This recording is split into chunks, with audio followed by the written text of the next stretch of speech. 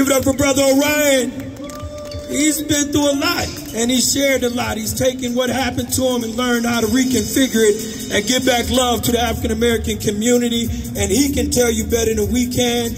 We also want to take a pause to do a commercial to my friends and family that did this with us. Brother T here with his husband from Minnesota, my dear brother over there. Give it up for Joey, our Native American tribe. We got over here BA, give it up for BA, our sister on the mic cooking it up over there. Jay Waxy from DC, give it up for Jay Waxy. Give it up for, this is about the general strike and us all doing it together and changing the world. Next on the mic, my big brother gonna let y'all know what he do. Thank you, brother. Yes, so it's an honor for me to be here today. I actually started this journey out here once I came home from the Illinois Department of Corrections up in Wisconsin. So a little bit about myself. I teach Kingian Nonviolence for the Institute for Nonviolence Chicago. I'm a member of Poet, People of Extraordinary Talent, and so we are artists. And the thing about Poet, this organization, is that we're not here just to try to be famous or to just show off what we do, even though we have, good or wonderful abilities as artists, but we are also activists. And so this is something that's very close to me, close to home. I was introduced to the work that I do right now through Mr. T.O. Hardeman and Mr. Benny Lee when we were up in Kenosha, Wisconsin with the group K-Core, and we were going up there and we were protesting about the incident that had happened to Mr. BLAQ. So with that being said, my name is Orion Meadows, and I am going to perform this piece entitled Leaders of Tomorrow. It was once spoken by a great elder that it's harder to repair men that are broken than to build powerful youth. Utterance of a man born in the brutal hardship of chattel captivity nonetheless remains a profound and powerful truth. See, there's a war for the heart and soul of our city, and to triumph we need the might of an army of powerful troops that possess strength of volition to take the path of greater resistance, raise it and build a foundation which will empower our youth to harness their will and intelligence to put their innate powers to use. And to fail to embark on such a glorious undertaking, well, that would be like turning our backs to the future and allowing the vicious cycle of history to repeat itself, taking us back through time like in the movie Back to the Future.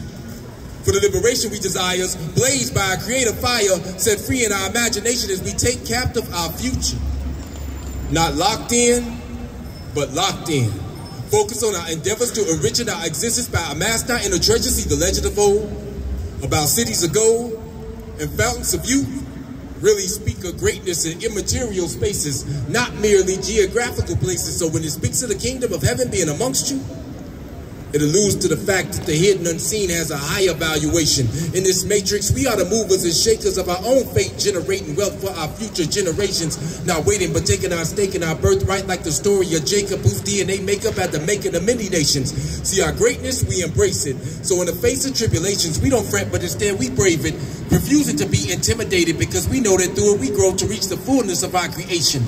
Inundated with an anointing in which we are graced with, the purpose for which we were birthed with, to be beacons and demonstrate what the true wealth of the earth is, to be both light and salt of the world, to preserve it consistently, conducting our business like merchants, but not for the sake of exploitation, but to be custodians and caretakers of nature in which we are servants, standing on our square like carpenters and architects that build, still with a genuine inclination to heal like surgeons, emerging like the phoenix out the dark dust, a better version, replenished, glowing, resplendent by the very fires that we were purged in, not Mississippi.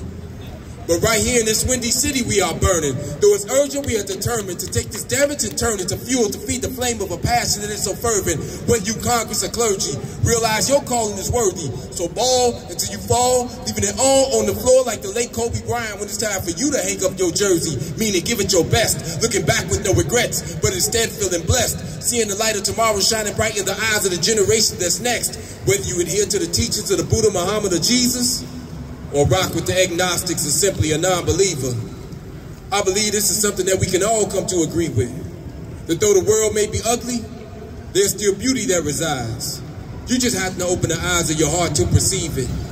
For the true measure of a leader is not to attain stature of an elitist, but to do the most, being the least. So when your time comes to cease to exist, posterity will subsist, living in a greater world than what you inherited once you leave it. And that's that piece. Thank you all. Thank you for having me here, sir. He says he has an organization, the Black Underground, and the BLAQ family cannot wait to work with them. Our brothers and sisters from the organization that put this together cannot wait to work with you, dear brother. Keep up the great work. Thank you for the words.